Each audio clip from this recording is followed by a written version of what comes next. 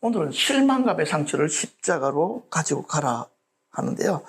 실망감에 대한 상처를 다룰 때 두 영역에 걸쳐서 그렇게 다루게 될 것입니다. 한 가지는요, 자기 자신에게 실망하는 것, 또 한 가지는 하나님께 대해서 실망하는 것, 이 두 가지를 다루려고 합니다.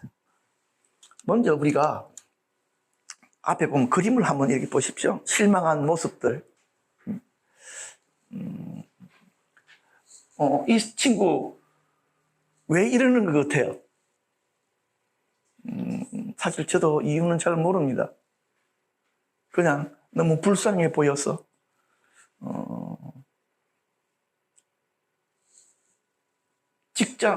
시골에 살다가 직장 노조로 갔는데 떨어져서 지금 집으로 돌아가야 되나 어떻게 해야 되나 하는 이런 그런 모습이죠, 그렇죠? 옆에 가서 그냥 어깨라도 한번 툭툭 쳐주고 싶은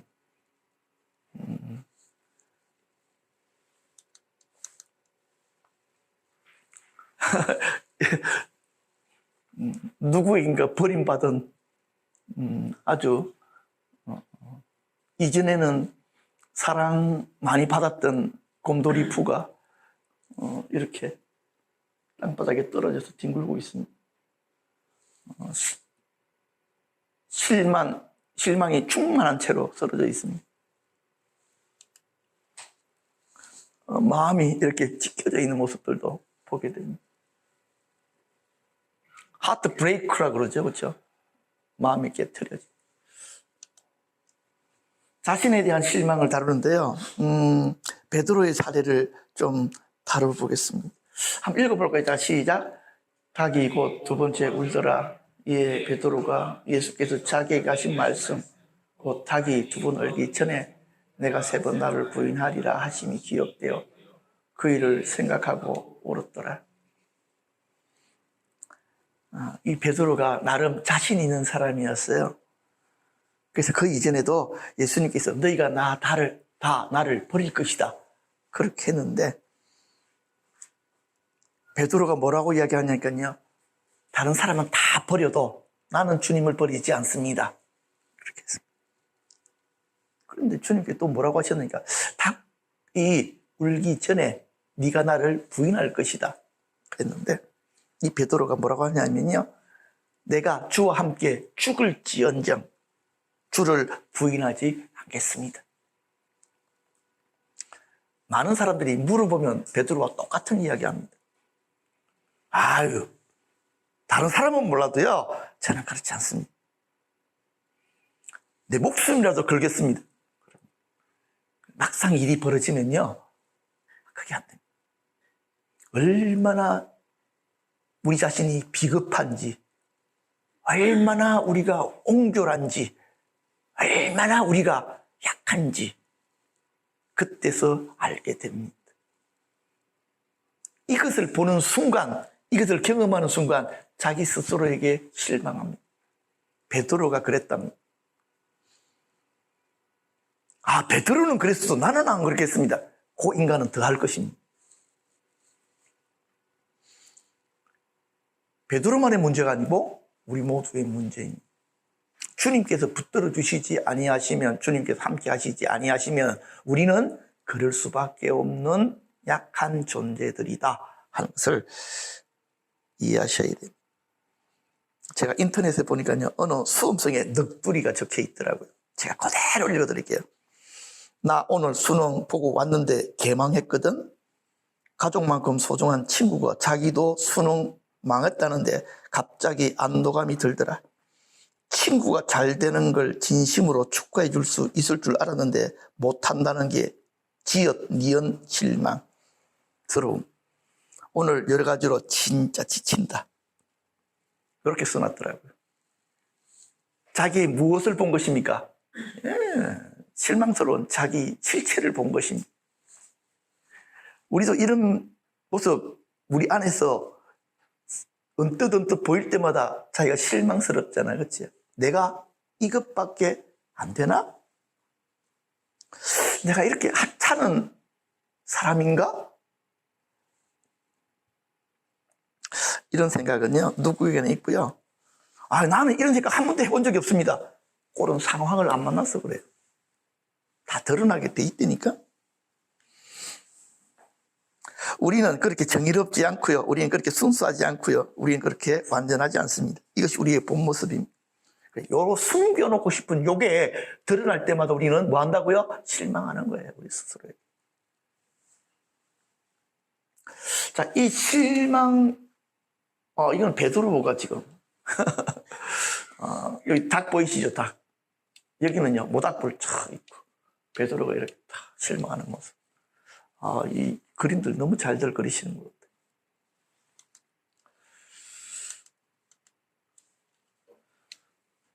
자신에 대한 실망감은 어디서부터 온 것인가? 뿌리가 무엇인가? 그냥 단답으로 이야기하면요, 우리의 옛사람입니다. 내 속에 꼭꼭 감추어두고 싶은 나의 타락한 본성, 사악한 마음, 그게 드러날 때마다 우리는 실망합니다. 왜? 그것이 우리의 타락된 모습이고 다시금 직면하고 싶지 않은 모습이기 때문에 그렇습니다. 나는 이 옛사람보다 좀 나은 사람이고 싶다. 그렇게 애쓰잖아요. 그렇죠? 내 자신을 절제하고 자제하잖아. 근데 이놈이 불쑥불쑥 나타나네. 그래서 나는 아직 벗어나지 못했나? 이런 생각들을 하게 되는 것입니다.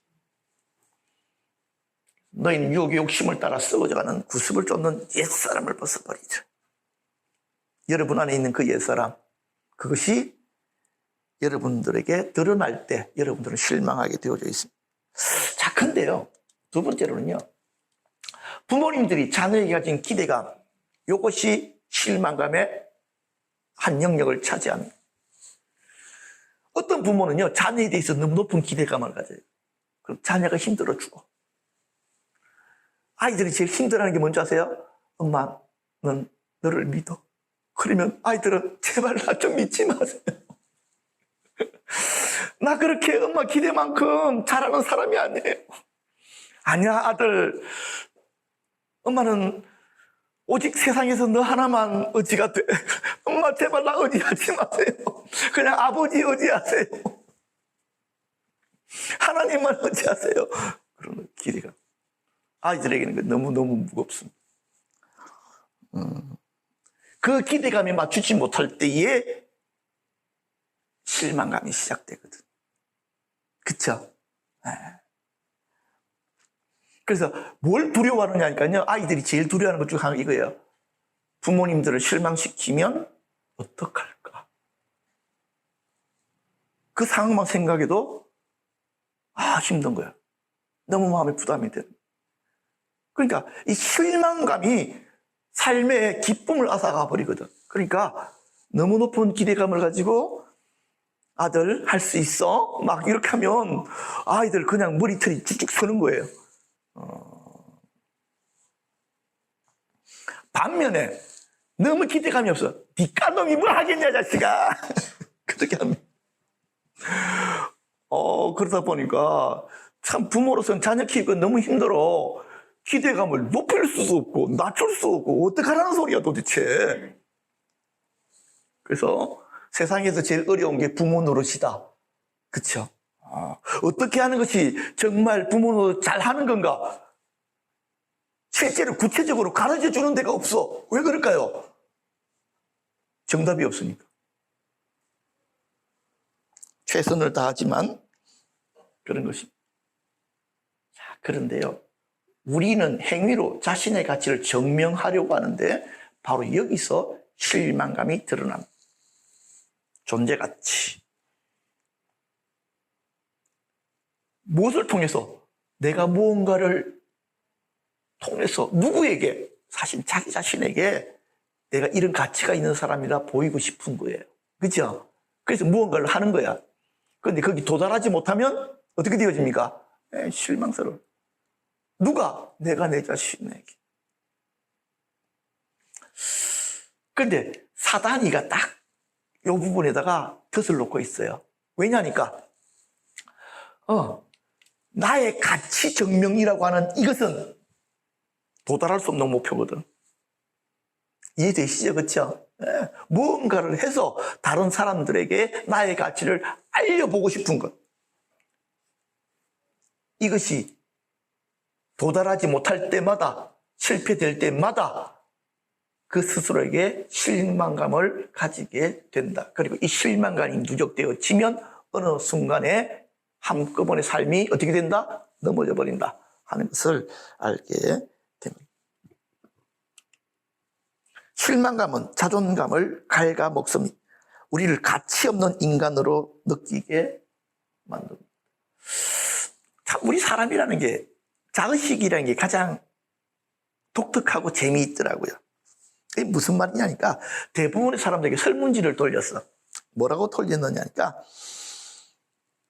성실성, 정직성, 도덕성, 오픈마인드, 능력 이런 영역에서 자기 자신은 어디에 속해 있는가라고 설문지를 써봤더니 대부분 어디에 써니까 평균 그 정도는 될 것이다 이렇게 써놨더니 나는 적어도 평균은 간다. 그러니까 자기 자신이 특별하지는 않지만 그렇다고 해서 완전히 하층도 아니다라고 대부분의 사람이 생각한답니다. 그런데 몇 프로가 그게 답을 쏟느냐니까 90%가. 무슨 말인지 이해가 되잖아요. 그렇죠? 그렇기 때문에 많은 사람들은 자기 능력이 굉장히 낮은데도 불구하고 자기 자신을 기준을 어디다 맞춘다고요? 평균에다가 딱 맞춰 놓는다는 것입니다. 요게 문제가 되는 거야. 그것 때문에 뭘 느끼게 된다고? 상실감. 여러분들이 자신에 대한 기대감이 높을수록 상실감이 크다. 그렇다고 해서 자신에 대한 기대감을 낮춰야 될까? 아니잖아, 그렇지? 바로 여기에 아이러니가 숨겨져 있습니다. 한 사람을 좀 소개를 하겠습니다. 이 소향. 3년간 8번의 폐렴을 앓게 되었죠.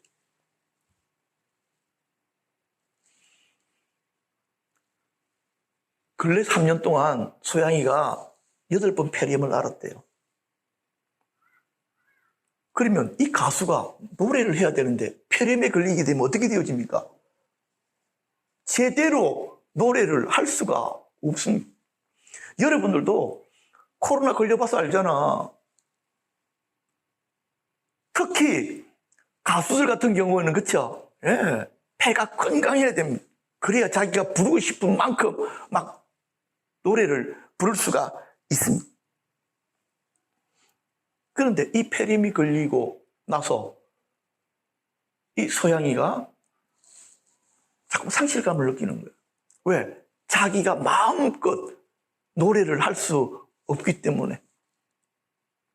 그래서 대중 앞에 설 때마다 두려움이 생기는 거예요. 가수들은요, 음이탈하면 안 되잖아. 그렇잖아, 그렇지?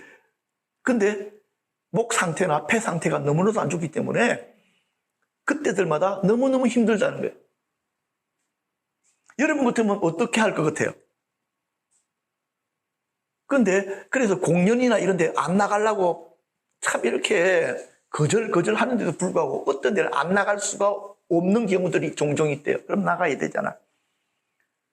그러면서 그곳에서 어쩔 수 없이 자기 상태를 이야기를 하고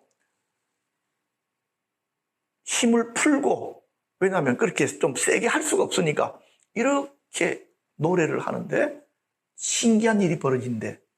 그게 뭐냐니까 듣는 사람들이 우리말로 이야기하면 은혜를 더 많이 받더란다.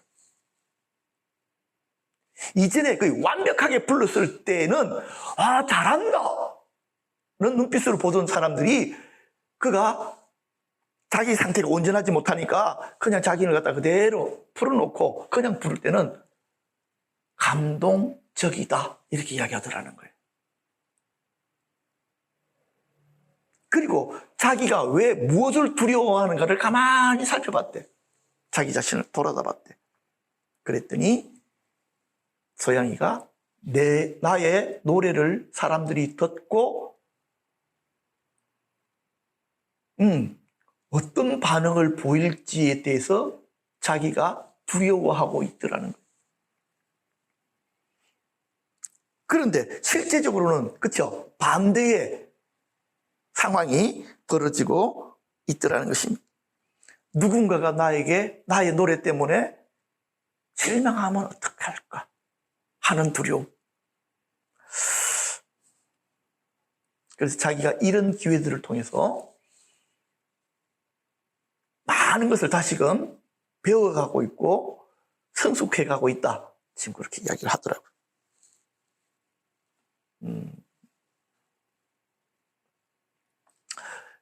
기왕 소양이 이야기가 나왔으니까 자기가 한 이야기들 중에 소양이가 굉장히 결혼을 빨리 했거든요. 왜 그러냐니까 20대가 곧 지나가지고 하나님께 기도하는데 네가 빨리 결혼하지 아니하면 너에게 있는 특별함들이 사라지게 될 것이다. 그렇게 해서 빨리 결혼했대.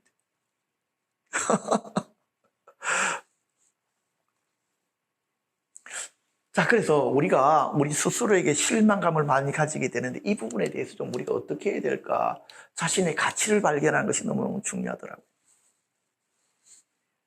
어디 안에서 가치감을 발견해야 됩니까? 내가 잘하는 그 무엇 안에서가 아니고 내가 잘하는 그 무엇 안에서 나의 가치를 발견하려고 하다가 보니까 뭘 경험하더라? 실망감을 경험하더라는 거야. 그러면 어디 안에서 발견해야 될까? 첫 번째는요, 우리가 하나님의 형상이라는 하나님의 창조의 원리 안에서 나의 가치를 발견하는 것.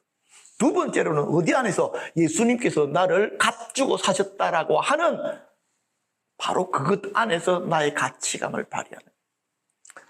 물건 값이라고 하는 것은요, 이 물건이 얼마짜리냐면 이 물건을 사기 위해서 내가 치른 값이잖아. 그렇죠? 그렇다면 나의 가치는 얼마짜리입니까?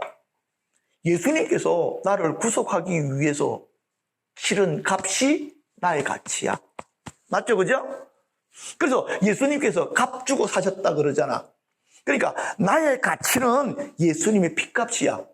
그렇다고 한다면 우리는 예수님 짜리가 되는 거지.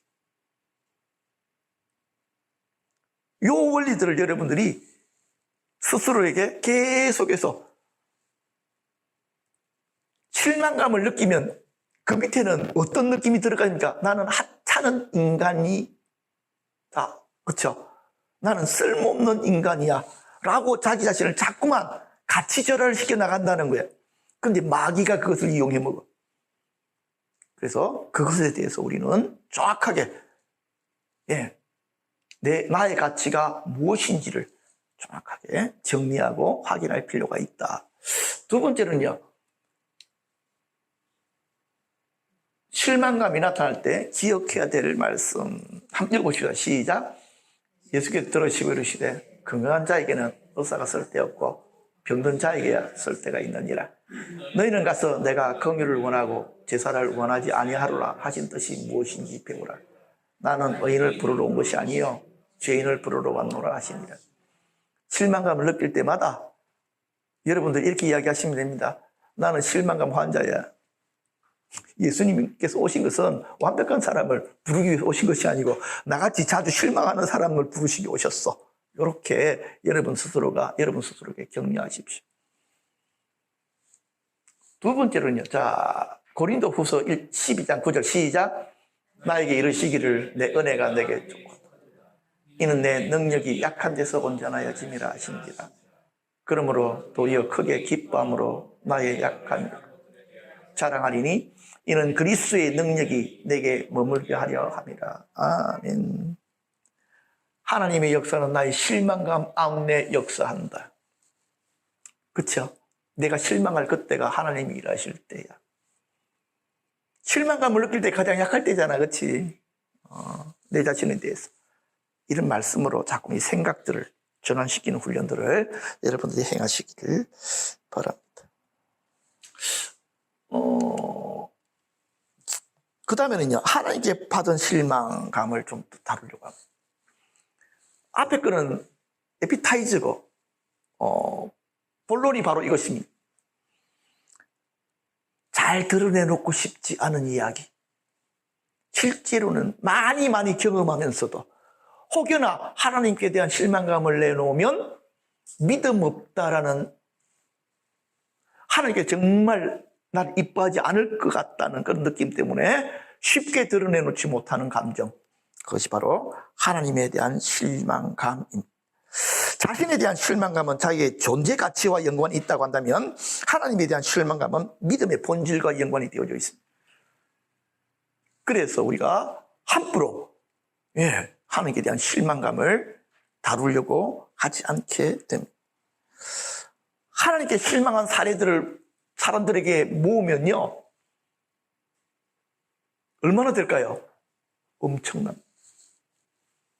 진짜 엄청납니다. 몇 가지 사례만 간단하게 좀 설명할게요. 이혼을 경험한 A 목사, 이분은 미국 사람입니다.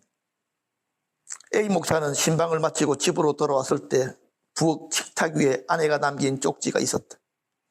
그 쪽지 안에는 이제 그와는 살고 싶지 않다는 말만 적혀 있었고 아내는 자신의 물건을 가지고 떠난 이후였다. A 목사는 곤혹스러웠다. 이런 일이 자신에게 일어날 것이라고는 생각조차 못했고 당장 앞으로 목회를 어떻게 해나가야 할지 혼란스러웠다. 그래서 그는 하나님께 간절하게 애원했다. 하나님, 이 별거가 이혼으로 이어지지 않게 하옵소서. 이혼이 하나님의 뜻이 아닌 것을 분명하게 알고 있기 때문에 하나님께서는 자기의 기도에 분명하게 응답해 주실 줄로 믿었다. 그럼에도 불구하고 결국 그 가정은 뭐하고 말았다? 이혼 법정에 서고 말았다. 이로 인하여 A 목사는 마음에 심각한 상처를 입었고 그것도 하나님에 대한 엄청난 실망감을 가지게 되었다. 하나님께서 그러셨잖아.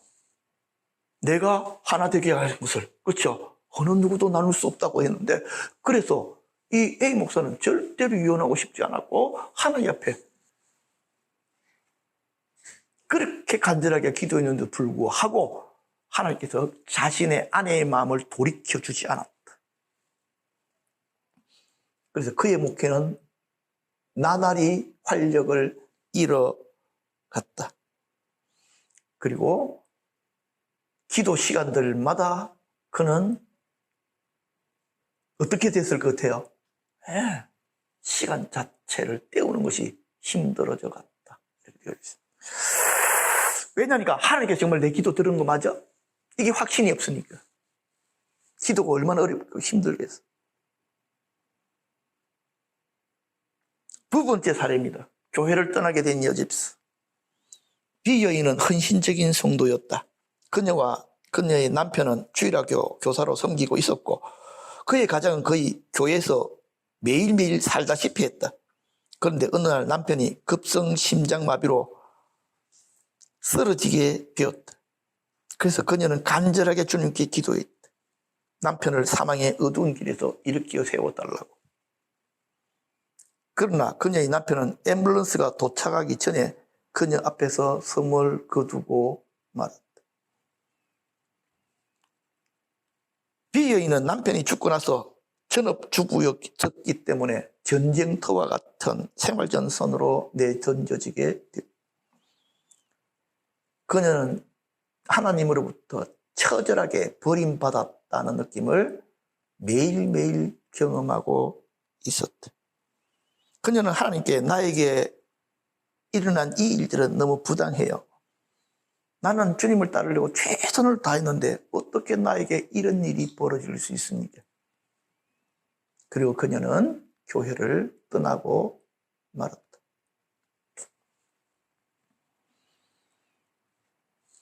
암으로 소천한 지여인은 정말 지독할 정도의 믿음의 소유자다. 그런데 40대 중반에 암에 걸렸다는 사실을 발견하게 되었지만 시여인과 그 가정은 별로 걱정을 하지 않았다. 하나님께서 당연히 치유시켜줄 줄로 믿었기 때문이었다. 그래서 주눅들지 않고 병원 치료를 잘 받았고 다행히 실손보험 들어놓은 거 있어서 병원비도 그렇게 크게 걱정을 하지 않았다. 교회에서도 시간마다 시여인의 회복을 위해서 기도했다. 그런데 치료해주던 시여인이 어느 날 사망했다는 소식이 들려왔다. 이 일로 인하여 그 가정뿐만 아니라 온 교회도 충격을 받게 되었다. 정말 간절하게 치유를 위해서 기도했는데 하나님께서는 아무런 대답을 하시지 않은, 온 교회가 낙심하고 겉으로는 말은 하지 않았지만 우울의 늪에 빠져들어가기를 시작했다. 저는 지금 겨우 3가지 이야기만 꺼냈지만요, 여러분 개인들도 가만히 뒤돌아서 한번 이야기를 하면 써내라고 한다면 수도 없이 이런 사례들을 여러분들은 발견하게 될 것입니다.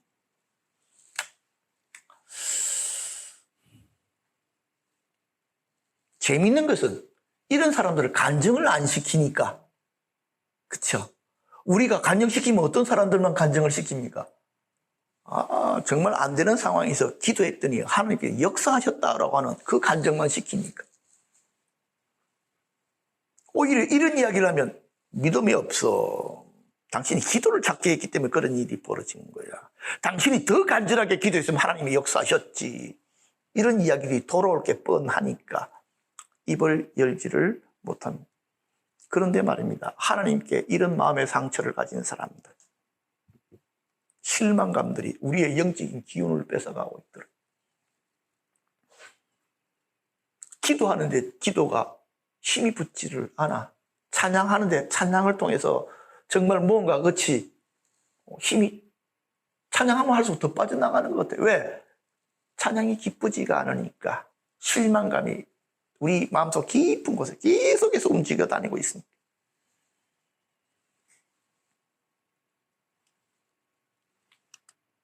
그런데 하나님께서는 성경에 한번 읽어보십시오. 그 양반이 뭐라고 하라고 하셨는지. 시작. 예레미야서 33장 3절 시작. 너는 내게 부르짖어라. 내가 내게 응답하겠고 내가 알지 못하는 크고 은밀한 일을 내게 보이리라.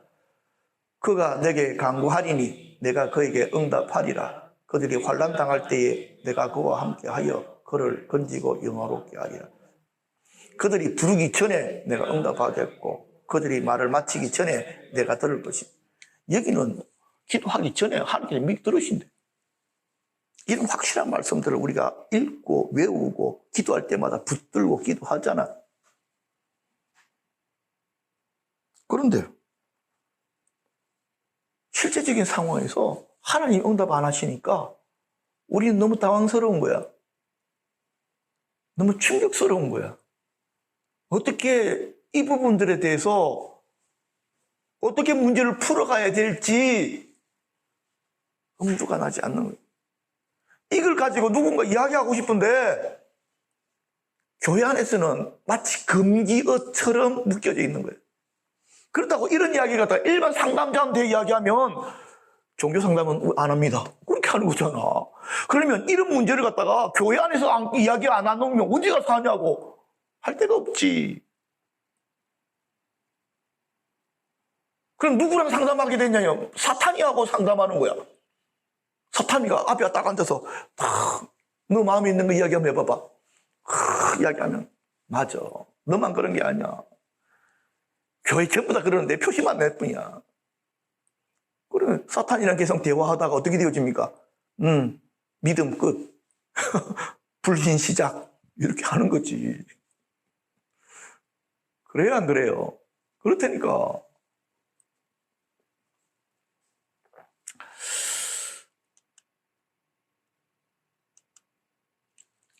하나님의 말씀으로 기도했지만 응답받지 못하면 첫 번째 실망감, 더 깊어지면 배신감, 거기다가 또 나중에는 자기도 모르게 죄책감까지 가지게 돼요.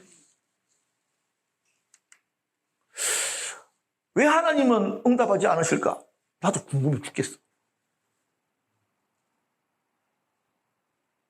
정말 내가 간절히 찾았을 때 그분이 제대로 이야기하신 게 거의 없어. 진짜로. 그러나 별 의미 없이 하나님께 기도했을 때는 그분이 대답 잘하셔. 그런데 진짜 급하고 진짜 고통스러울 때는 말씀을 안 하시는 것 같은 거야. 여기서 한번 확인 한번 해보십시다. 나는 언제든지 하나님께서 내 기도에 응답하신다. 오호. 그냥 더 깊은 검사는 안 하겠습니다.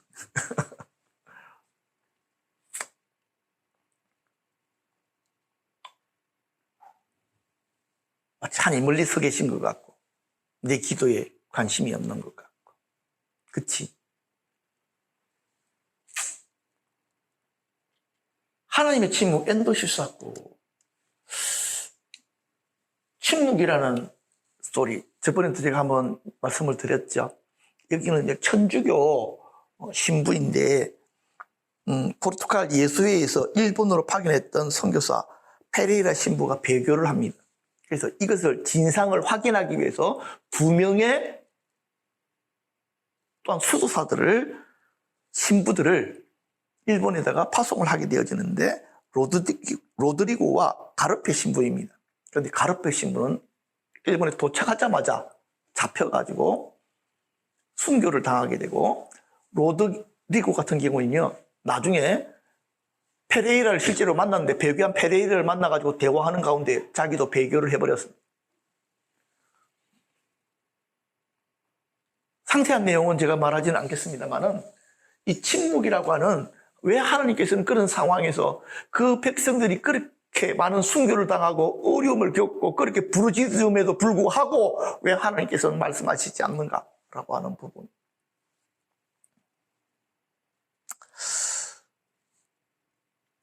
또 한 권의 책, 제가 요즘 열심히 읽고 있는 책입니다. 하나님 당신께 실망했습니다. 내가 이 책 제목을 보는 순간 어떤 생각이 드는 줄 아십니까? 내가 먼저 썼어야 되는데. 아, 놓쳤다. 아, 아깝다. 나도 하나님께 실망한 이야기 쓰라 그러면 많은데. 왜 이렇게 그냥 영적으로 깨달은 사람이 딱 아이템이 있으면 왜 누가 먼저 다 썼을까? 이렇게 책들을, 뛰어난 사람들이.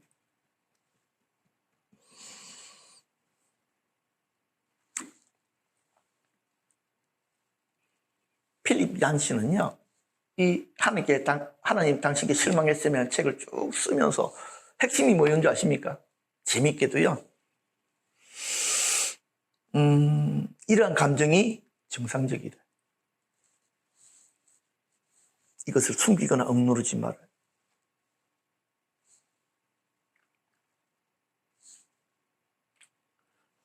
그래서 실망감의 상처를 십자가로 가져가라. 첫 번째, 하나님 앞에 실망감을 표현하라. 시편 보니까 시편의 기자들이 하나님 앞에 자기 실망감들을 너무 적나라하게 잘 표시해놨더라고요. 그래서 내가 알았어요. 우리 교인들이, 믿음의 사람들이 창세기는 잘 읽고 출애굽기는 잘 읽고 마태복음은 잘 읽고 사도행전은 잘 읽는데 시편을 잘 안 읽는구나. 왜? 시편 읽을 재미가 없거든. 이 시편이나 저 시편이나 다 비슷한 것처럼 보이잖아, 그렇지? 그러다 보니까 시편을 많이 안 읽었고. 한번 읽어보십시다. 시작. 여호와여, 어찌하여 나의 영혼을 버리시며 어찌하여 주의 얼굴을 내게서 숨기시나이까. 그가 그의 마음에 이르기를 하나님이 잊으셨고 그의 얼굴을 가리셨으니 영원히 보지 아니하시리라 하나이다. 하나님 앞에 여러분들의 실망감들을 표현하십시오. 이렇게 노골적으로 기도하라고요. 하나님, 나 실망했습니다. 도대체 뭐 하시는 겁니까? 내가 가장 아프고 고통스러웠을 때, 힘들었을 때 왜 내 기도를 들어주시지 않으셨습니까? 나는 그때 마치 버림받았던 것처럼 느껴졌고 그때 나는 죽을 것 같이 힘들었습니다. 도대체 그때 무엇을 하셨습니까? 착한 척 하지 마십시오. 우리들의 문제는 착한 척 하는 거예요, 하나님 앞에. 우리들의 문제는 하나님 앞에 믿음 있는 척 하는 거예요. 우리의 문제는 하나님 앞에서 경건한 척 하는 거예요. 뱃속 밑에는 하나님에 대한 실망감이 가득하면서도 실망감이 없는 척 하는 거예요. 그것이 경건이 아니에요. 그것이 거짓 경건이에요. 참된 경건은 상한 마음을 하나님 앞에 토설하는 거예요. 내가 받고 싶어하는 제사는 그렇죠? 예. 상한 마음의 제사다. 이제서 내가 그 말이 이해가 되는 거예요. 아, 속에 내 마음 상한 거, 응? 내가 가지고 있던 하나님에 대한 실망감들, 분노들, 원망들, 그거 털어내놓으라는 거예요. 두 번째는 스스로 격려하십시오. 자, 다 같이 읽겠습니다. 시편 42편 5절 6절 시작. 내 영혼아, 내가 어찌하여 낙심하며 어찌하여 내 속에서 불안해하는가. 너는 하나님께 소망을 두라. 그가 나타나 도우심으로 말미암아 내가 여전히 찬송하리로다. 내 하나님이여, 내 영혼이 내 속에서 낙심되므로 내가 요단 땅과 헤르몬과 미살산에서 주를 기억하나이다. 아멘. 여러분들이 이 시편 42편 특히 5절 같은 경우는요, 외워놓으셔야 됩니다. 많은 사람들이 이 말씀으로 치유받았습니다. 많은 질병에서 노임을 받았습니다. 여기 나오는 것처럼 자기 영혼에 대해서 자기 스스로가 뭘 하라고요? 격려하십시오. 네가 어떻게 해서 그렇게 하고 있느냐, 그렇게 하지 마. 오히려 지금이 하나님을 더 의지할 때야. 마음을 그렇게 전환시키고 하나님께 나아갈 수 있도록 그렇게 격려하십시오. 세 번째로는요, 예수님의 실망과 연합하게 하십시오. 예수님이 십자가상에서 엘리 엘리 라마 사박단이라고 외치셨습니다. 이게 무슨 뜻입니까?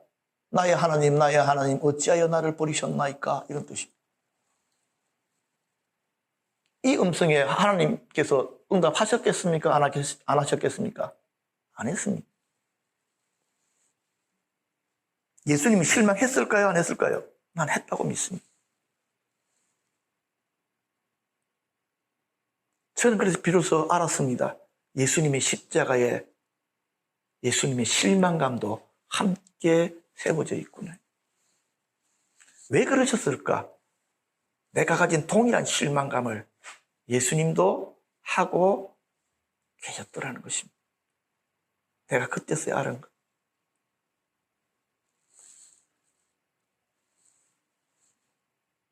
그래서 내가 그 십자가 위에 나의 실망감을 올려드리기로 작정했습니다. 왜? 주님께서 내가 다 담당한다고 하셨기 때문에 그렇다. 나의 실망감마저도 예수님께 넘겨드리죠.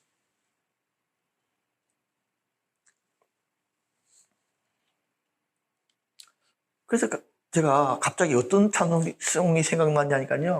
찬송가 147장이 거기 너 있었는가? 거기 너 있었는가? 그때에 주님 십자가에 달릴 때 때로 그 일로 나는 떨려 너 거기 있었는가? 그때에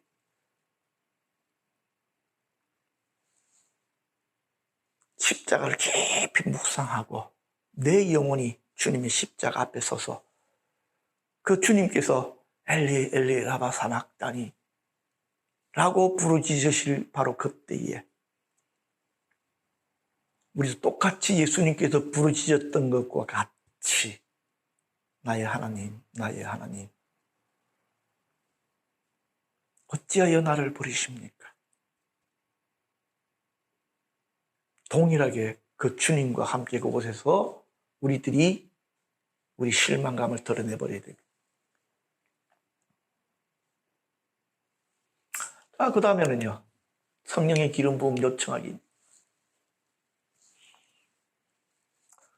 우리의 실망감은요, 다른 것으로서는 치유가 안 됩니다. 오직 주님의 은혜만 우리의 실망감을 치유하십니다. 성령님이 오셔야지만이 우리 중심이 치유함을 받습니다. 왜냐하니까 하나님께서 일하시는 많은 일들은 우리로서는 이해가 안 돼. 그런데 우리는 이해받고 싶잖아, 그렇지? 이해하고 싶잖아. 근데 그거는 우리의 차원을 넘어선 거야. 성령님이 오시면 비로소 알게 하신다. 그래서 우리가 하나님 앞에, 아들을 주신 그분 앞에 기도하는 거지. 아들을 주신 그분이, 그렇죠? 다른 것은 안 주시겠나? 여러분들이 성령의 기름 부음을 구하십시오. 그 기름 부음이 여러분들에게 부어지게 될 때 비로소 치유가 된다. 그리고 마지막으로는요, 실망감에서 자유케 되었음을 선포하셔야 됩니다. 나는 예수 안에서 실망감의 덫에서 벗어났음을 선포하노라 라고 선포하셔야 돼요. 왜냐하니까 이 실망감이 주기적으로 찾아와. 그치? 이 실망감이 내 안에 있는 영적인 기운들을 박멸시켜버려. 기도의 호흡을 완전히 막아버려. 하나님께서 내게 시작하신 그 좋은 일들이 다 무산되게 만들어버려. 이것들을 예수님 안에서 십자가 같이 못 박아버려요. 그런 일들이 여러분들에게 좀 선명하게 그렇게 나타나기를 바랍니다. 오늘 강의가 조금 길었지만 정말 필요한 강의더라고요. 우리들끼리만 나눌 수 있는, 그렇죠? 네. 진짜 이거는 서로가 이야기하기에는 좀 그렇지만 이것들을 드러내놓고 우리들이 풀고 정리하지 아니하면 우리 안에 계속해서 이게 또아리를 털고 앉아서 우리 영적인 기운들이 소멸되게 만드는. 그러니까 우리 안 그런 척 하잖아. 나는 하나님의 실망감이 없어. 나는 내 믿음은 굳건해. 절대로 흔들리지 않아. 그게 베드로의 믿음이었다니까. 그러나 막상 어떤 일이 탁 벌어지면 어떻게 되지? 꼼짝 못하고 넘어지는 걸 우리는 느끼잖아요. 오늘 강의 안에서 여러분들이 많은 것들을 얻어가시기를 바라고 나눔을 통해서 여러분들 안에 있는 것들이 정리되시기를 주님의 이름으로 축복합니다. 기도하겠습니다.